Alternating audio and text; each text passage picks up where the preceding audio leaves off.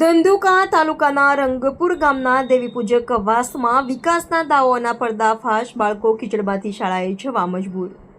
અમદાવાદ જિલ્લાના ધંધુકા તાલુકાના રંગપુર ગામમાં વિકાસના દાવાઓના પર્દાફાશ થતા જોવા મળી રહ્યા છે. ગામના દેવીપૂજક વાસ વિસ્તારમાં આજે પણ આધારભૂત માર્ગ વ્યવસ્થાનો અછત અનુભવાઈ રહ્યો છે. વર્ષો વીતી ગયા હોવા છતાં અહીં પાકા રસ્તોની કોઈ વ્યવસ્થા નથી, જેના કારણે વરસાદી દિવસોમાં કીચડ ભરાઈ જતું હોય છે અને આખો વિસ્તાર ધોવાઈ જાય છે. આ હાલતમાં સૌથી વધુ અસરદાયક હાલત શાળામાં ભણવા જતા નાના માસૂમ બાળકોની થઈ રહી છે. દરરોજ શાળાએ જતા તેઓની પાણી અને કીચડથી વિમુખ રસ્તા પરથી પસાર થવું પડે છે, જેના કારણે તેમના કપડાં ગંદા થાય છે અને પગમાં પણ દુર્ઘટનાનો ભય રહે છે. આ મુદ્દે ગ્રામજનો દ્વારા વારંવાર તંત્રને જાણ કરાય છે, પણ આજ સુધી કોઈ કામગીરી થઈ નથી.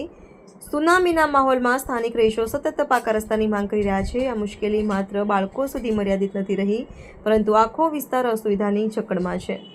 જાહેર તંત્ર અને સ્થાનિક સત્તાધીશો દ્વારા વિકાસના નારા તો અપાતા હોય છે, પરંતુ રંગપુર ગામનો હકીકતભર્યો ભૂતકાળ આજે પણ ગામના લોકો જીવી રહ્યા છે. પ્રશ્ન એ ઊભો થાય છે કે શું આ બાળકોના વિકાસ માટેનું વાતાવરણ તેમના હકનું નથી?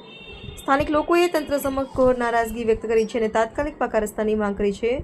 જો નહીં તો આગામી સમયમાં મુદ્દે મોટા પાયે આંદોલનની પણ ચીમકી આપી છે. રિપોર્ટર સી કે